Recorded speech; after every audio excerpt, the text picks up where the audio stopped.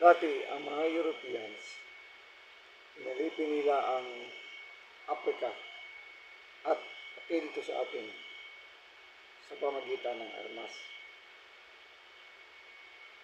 Pero sa ngayon, inaalipin tayo ng Africa sa pamagitan ng pera. Hindi na halata na inalipin pa rin. Marami pa rin ang mga bansa sa Africa ang naalipin ng mga Europeans. Kasi hindi na halata na inalipin sila. Paano sila naging alipin?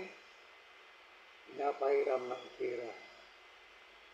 Financiers na sila. Ganon din tayo. Alipin tayo dahil